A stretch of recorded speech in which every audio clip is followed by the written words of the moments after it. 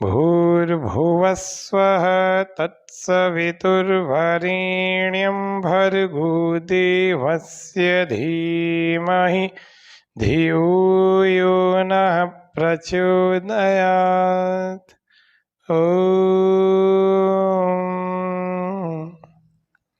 नमस्ते सभी स्वामी न्यूज़ के सभी दर्शकों को। आज का हमारा कार्यक्रम जो है वह ग्रीष्म ऋतु में हमें कैसा आहार विहार करना चाहिए। हम सब लोग भारतवासी और सूर्य को केंद्र मान करके चलते हैं। सौर वर्ष को ही हमारे गणना का आधार मानते हैं, काल गणना का।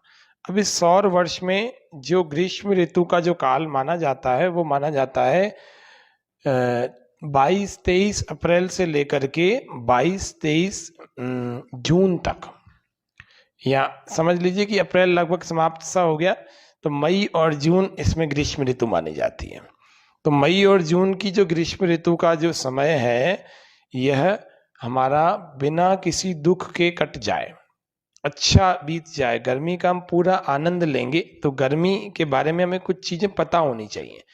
ग्रीष्म ऋतु में हमें कैसा आहार विहार करना है, कैसे कपड़े पहनने, कैसी चीजों को नहीं खाना, किन चीजों को खाना चाहिए, किन चीजों का लेपन, किन चीजों का ओढ़ना, किन पर बिछा करके सोना, ये सब चीजें हमें पता होनी चाहिए। अगर हमें नहीं पता तो हमारे लिए गर्मी बड़ी कष्टकारी हो सकती है, या फिर रूटीन की जैसे चलती थी वैसी होगी और अच्छा कुछ हम गर्मी में नहीं कर पाएंगे।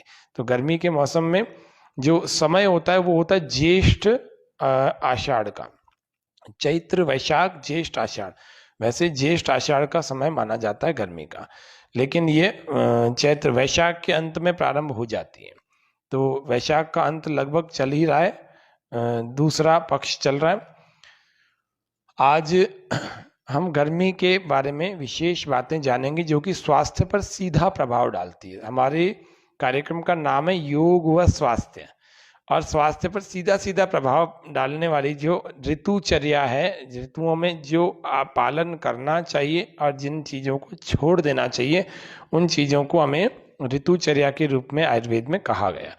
तो ऋतुचर्या किस तरह से हम सबके लिए बड़ी उपयोगी है, आइए आज हम जानते हैं। इस ऋतु में, ग्रीष्म ऋतु में सूर्य का जो बल होता है ना वो पूर्णतम होता है, उत्कर्ष पर होता है, और चंद्र का बल क्षीणतम होता है, यानी ठंडक कम होती है, और ग्रीष्मता यानी गर्मी बहुत ज़्यादा होती है, इसीलिए सूर्य का बल बहुत अधिक होता है।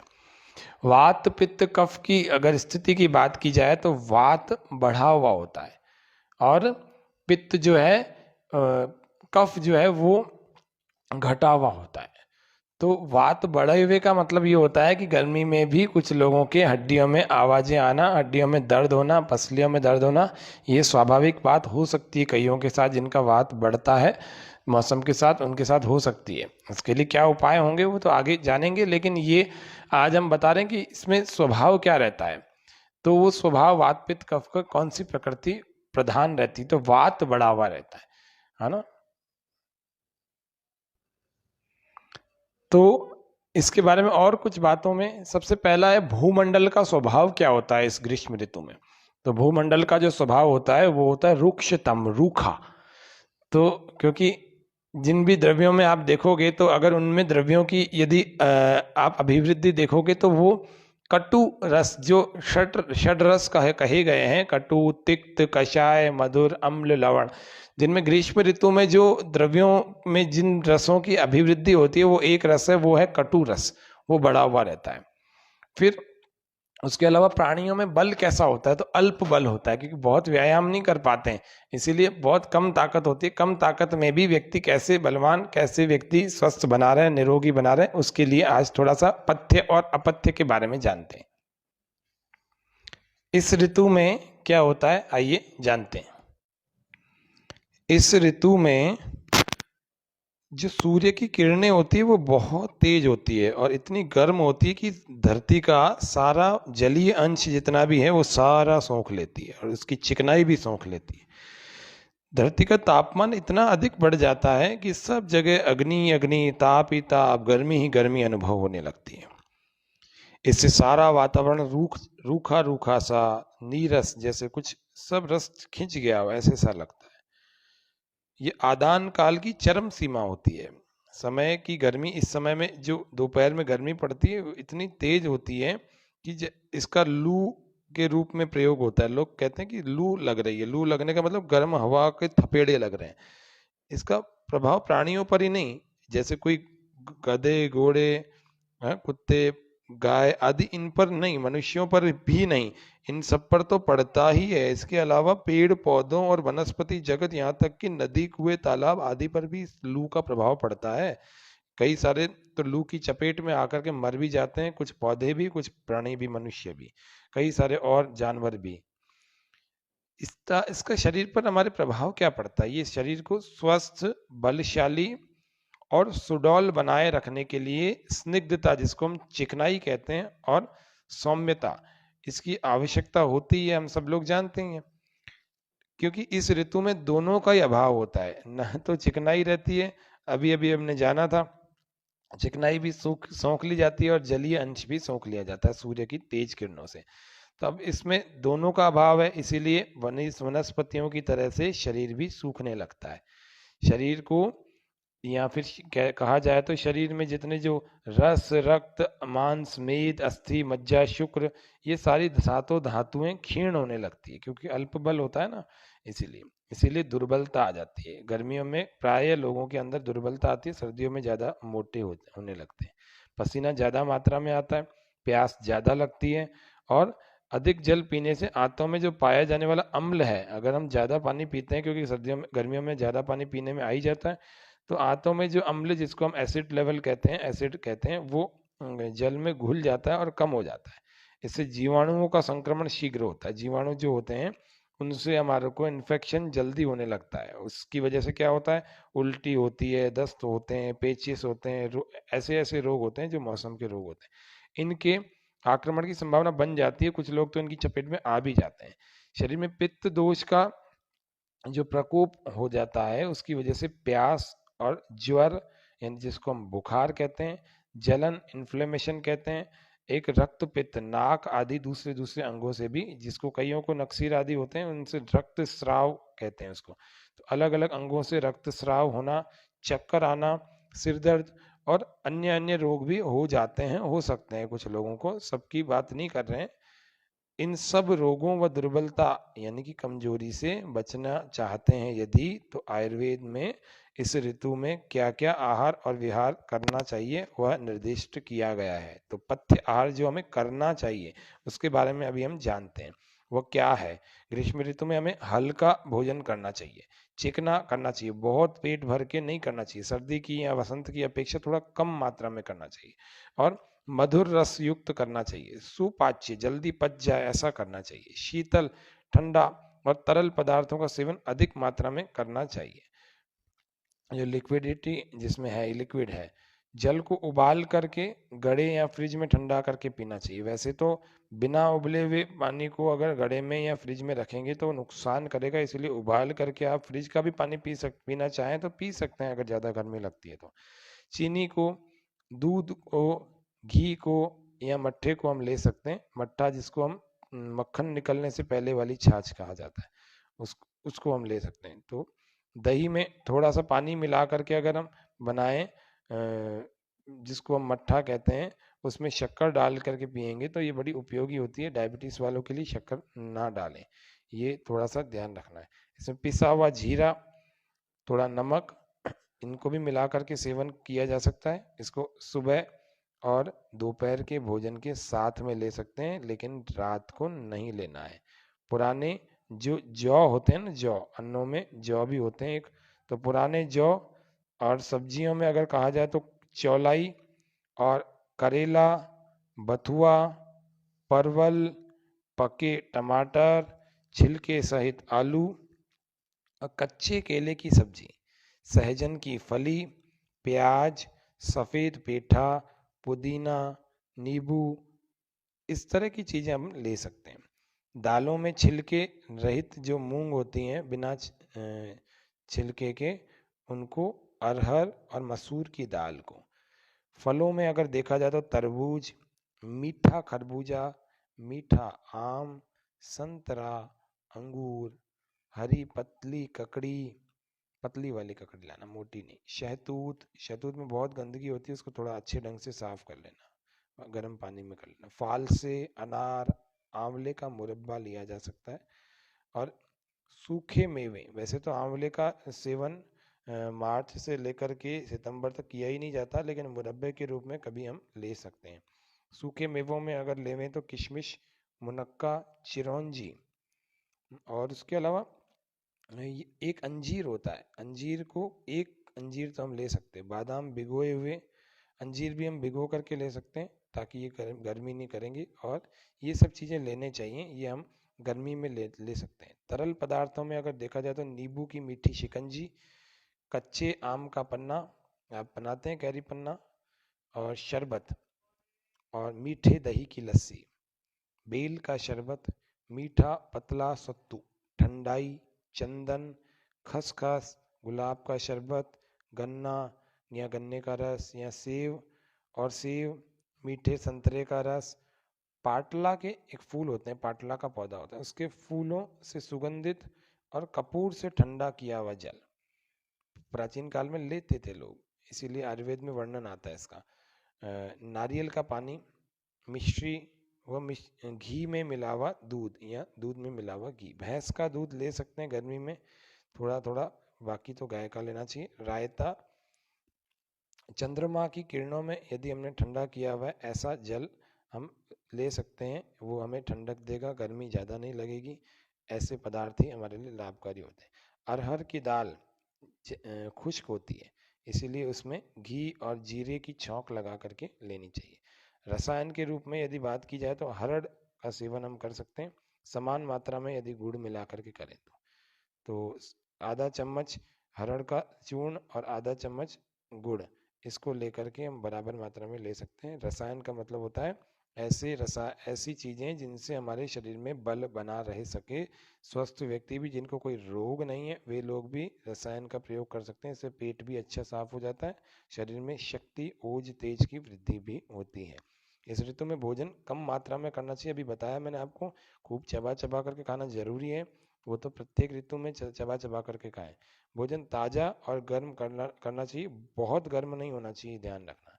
ठंडा होने के बाद फिर से गर्म खाना, फिर से गर्म करके यदि आप खाएंगे, या फ्रिज में रखी हुई चीज़ों को गर्म करके खाएंगे, तो ये बिल्कुल भी ठीक नहीं है, गर्मियों में आपके शरीर को बिगाड़ेगी, आपका स्वास्थ्य बिगाड़ देगी। ये थोड़ा सा ध्यान रखना है। फ्रिज में देर तक रखे हुए खाद्य पदार्थों का आपको सेवन नहीं करना है, इससे हानि होती है, नुकसान होगा। फ्रिज की अपेक्षा आपको घड़े का, सुराही का, इन सब चीज़ों से लेना चाहिए अगर पानी आपको पीना है तो। बहुत ही ज़्यादा गर्मी लग रही है तो ही फ्रिज का वो भी पहले गुनगुना गर्म किया हुआ हो, उसके बाद में फ्रिज में जमा ठंडा करने के लिए रखें। वो बहुत ठंडा नहीं लेना।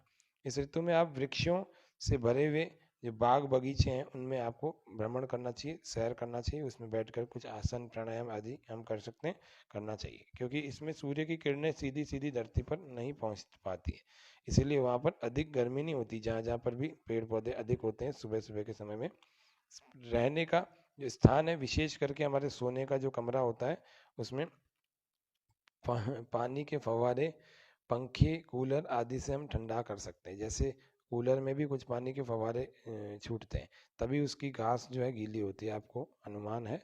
और पानी के फव्वारे भी हम छोटे छोटे प्रकार के लगाते हैं, कई सारे घरों में मैंने देखे हैं, लगे हुए होते हैं छोटे छोटे से, जो शो पीस होते हैं उनमें पानी के फव्वारे चलते रहते हैं, तो ऐसे भी लगाए जा सकते हैं। लेकिन यदि बड़ा कमरा, बड़ा हॉल आदि है तो इससे भी ठंडक बढ़ती है।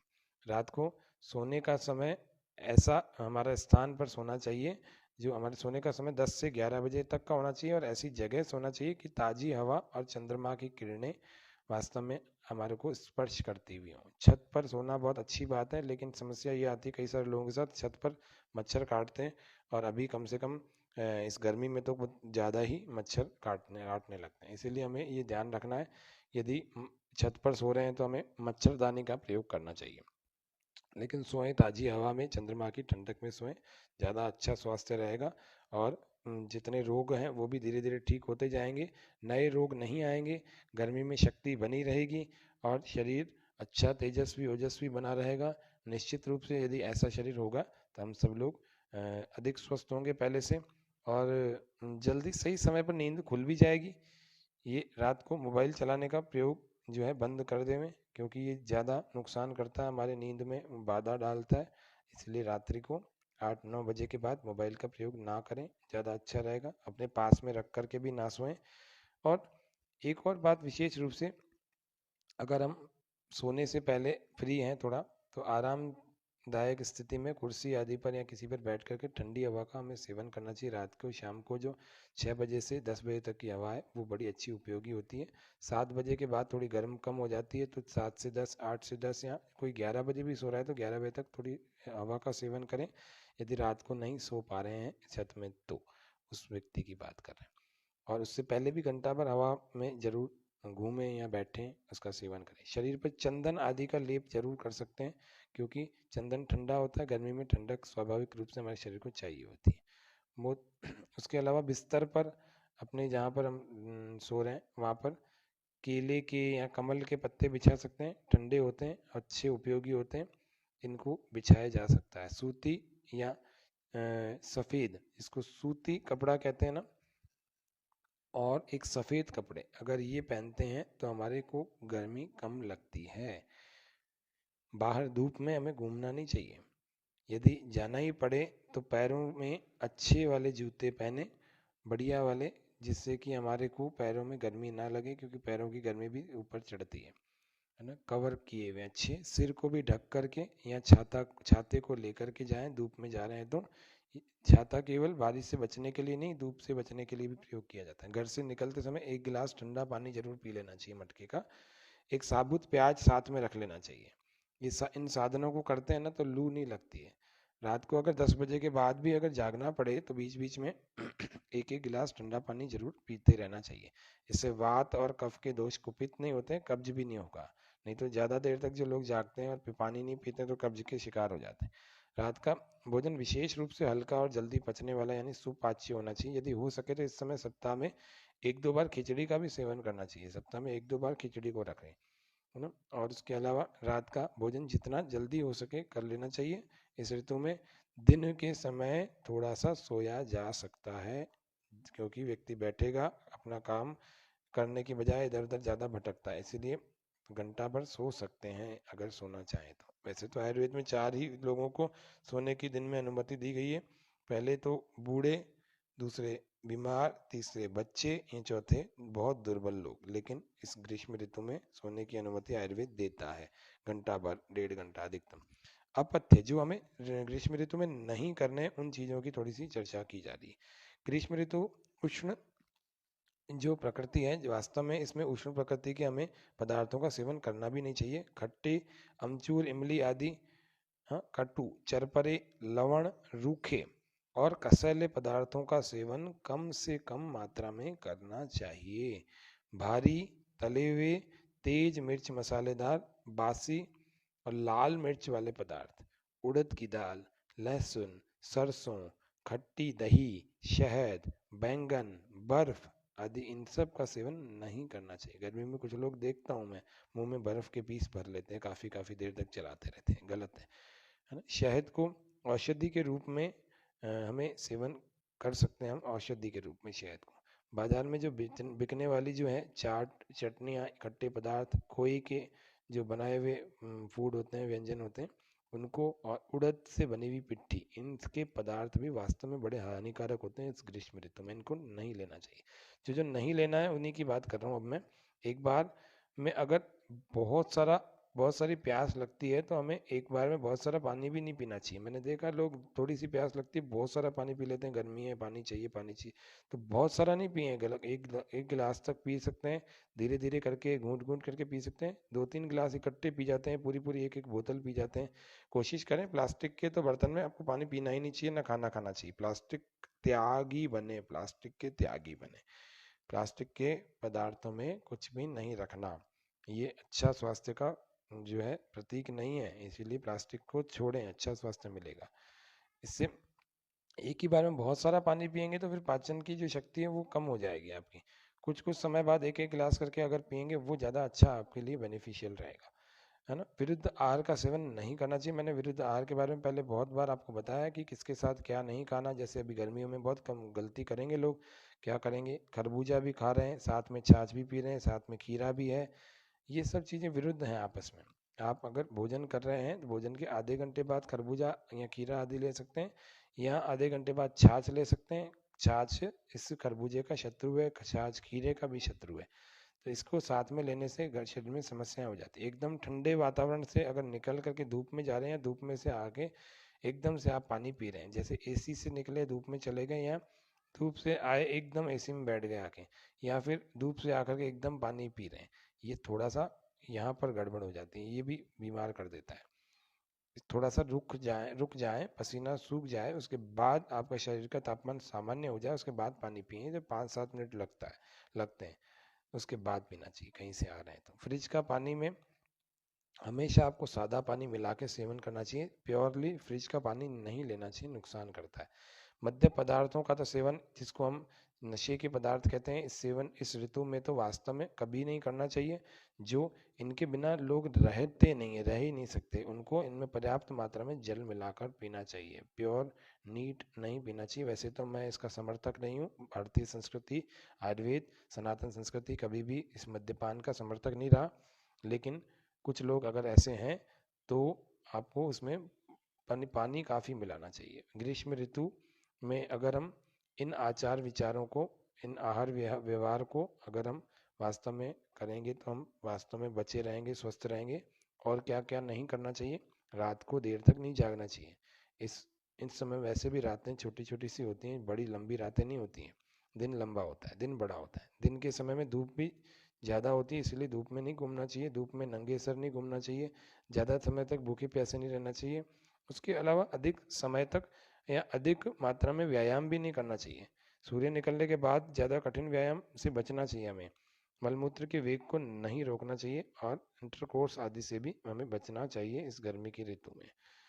आयुर्वेद के अनुसार ये स्त्री प्रसंग का तो ग्रीष्म काल में सर्वथा ही निषेध है। जो इंटरकोर्स की बात की जा रही है, तो ग्रीष्म काल में तो बिल्कुल नहीं करना चाहिए, ध्यान रखना।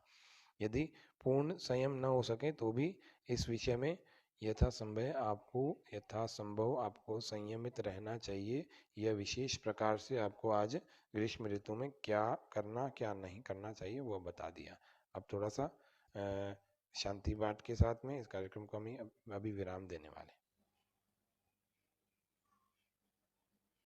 ॐ द्यौः शान्तिरन्तरिक्षं शान्तिः, पृथिवी शान्तिरापः शान्तिरोषधयः शान्तिः, वनस्पतयः शान्तिर्विश्वे देवा शान्ति ब्रह्म शान्ति सर्वं शान्ति शान्तिरेव शान्ति सामा शान्तिरेधि।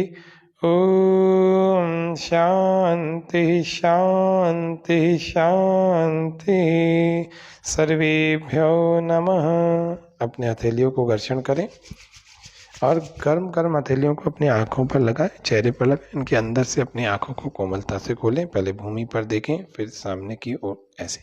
तो आज ग्रीष्म ऋतु के बारे में पूरी व्यवस्था आपको बताई। आप इनका ठीक ठीक पालन करेंगे तो निश्चित रूप से आप सभी लोग स्वस्थ, बलवान, निरोगी रहेंगे। ये पूरी ऋतु आप सबके लिए सुखकारी हो जाएगी, लाभदायक हो जाएगी। तो आज इतना ही रखते हैं, कल हम फिर मिलेंगे। तब तक के लिए धन्यवाद। जय हिंद, जय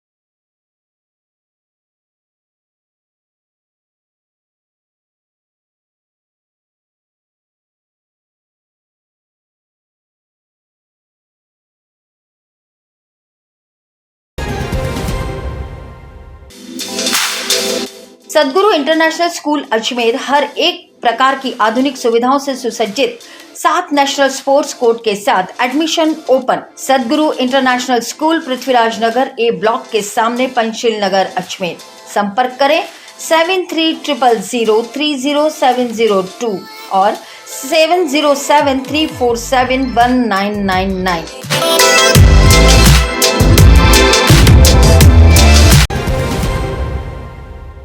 श्री लक्ष्मी विहार, फाइसागर रोड, अजमेर। क्या आप फाइसागर रोड पर नई कॉलोनी में अपना प्लॉट लेना चाहते हैं तो तुरंत संपर्क करें 7737226695। हमारे यहाँ उपलब्ध है 65 गज से लेकर 180 गज तक के प्लॉट्स। आज ही बुक करें, बने अपनी जमीन के स्वयं मालिक। अगर आप बना बनाया मकान भी लेना चाहते हैं तब भी संपर्क करें 8302503428। श्री लक्ष्मी विहार, फाइसागर रोड, अजमेर।